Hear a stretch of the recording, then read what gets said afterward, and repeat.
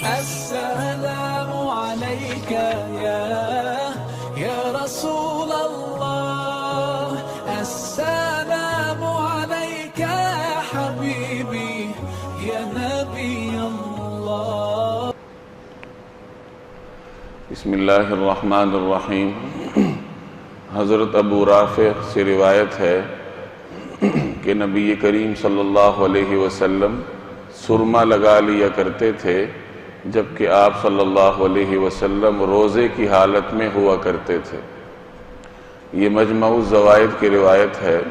اس سے ایک مسئلہ معلوم ہوا کہ سرما لگانے سے روزہ نہیں ٹوٹتا، اور اس سے یہ بات بھی معلوم ہوئی کہ آنکھ میں دوائی ڈالنے سے بھی روزے پر کوئی فرق نہیں پڑتا.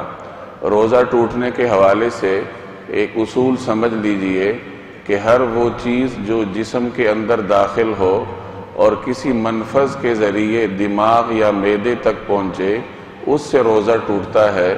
اگر منفذ یا معروف راستے کے ذریعے دماغ اور معدے تک وہ چیز نہ پہنچے، ویسے مسامات کے ذریعے جذب ہو جائے تو اس سے روزے پر فرق نہیں پڑتا.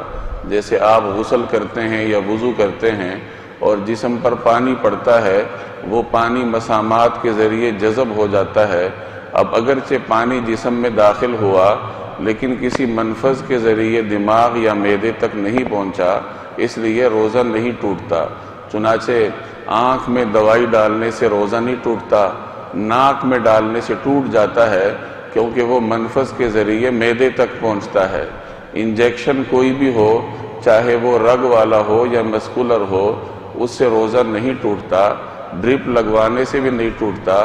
یہاں تک کہ اگر کسی آدمی نے گلوکوز یا طاقت کی ڈرپ لگوائی تو اس سے بھی روزے پہ فرق نہیں پڑتا.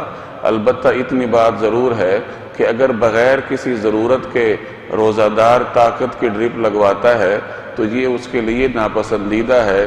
ہاں ضرورت یا حاجت کی وجہ سے لگوائے تو شریعت نے اس کو اجازت دی ہے. کان میں دوائی ڈالنے سے روزہ ٹوٹتا ہے یا نہیں، تو اس میں علماء کی آراء مختلف ہیں طبی تحقیقات کے اختلاف کی وجہ سے. اس لیے روزے کی حالت میں کان میں دوائی ڈالنے سے اجتناب کرنا چاہیے. اللہ تبارک و تعالی مجھے اور آپ کو مسائل سیکھنے اور سمجھنے کی توفیق عطا فرمائے.